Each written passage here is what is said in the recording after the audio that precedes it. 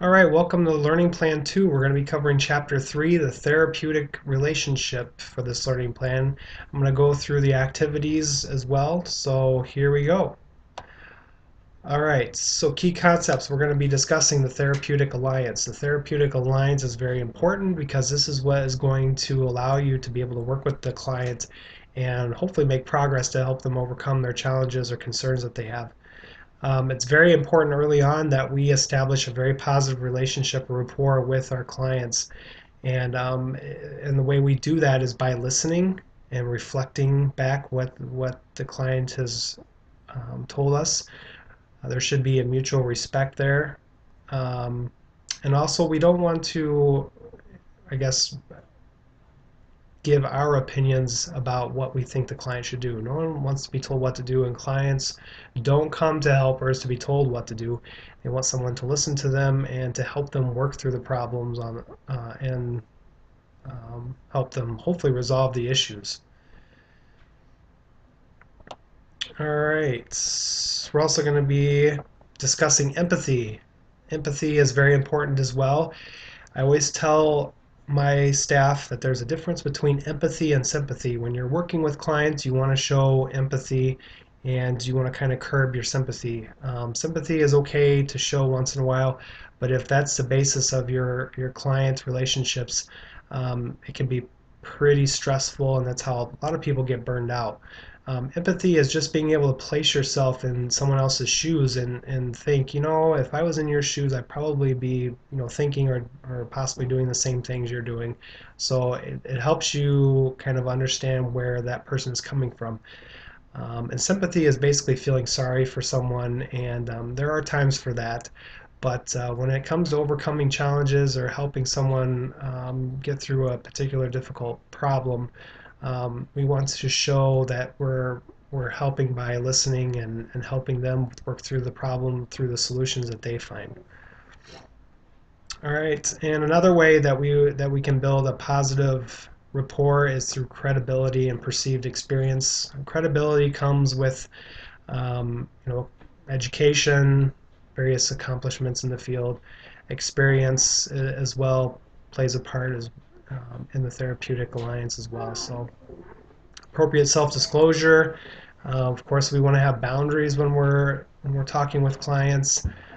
We don't want to overshare about our personal lives because it's not about us, it's about the client and helping them. But if we certainly have a story that we can relate to the client with in some difficulty, we could definitely share that with them. All right. And speaking of boundaries, here's a handout on boundaries. So I highly recommend you read that. It's very, very important, especially if you're going into the field of corrections, to have strong boundaries. And when I say boundaries, I mean there has to be a set of guidelines, rules that you abide by that protects you and protects the agency and protects the client as well. And so going through this handout will give you some good tips on how to establish those boundaries and how they can be compromised. So it's important to understand that. All right.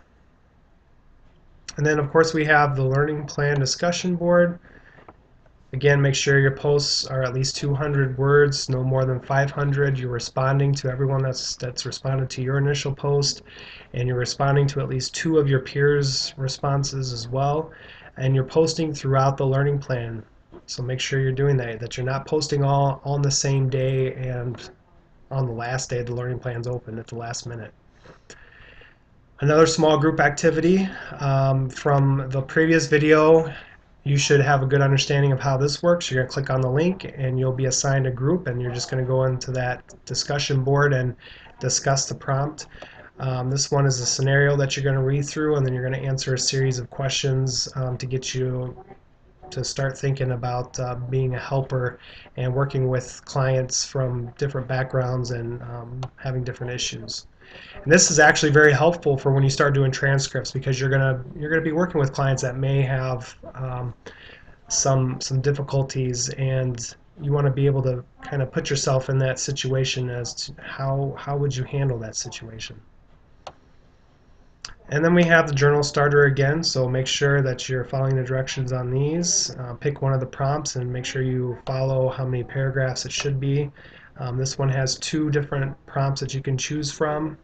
You only need to respond to one, and you want to make sure that you include three good things for the week. All right.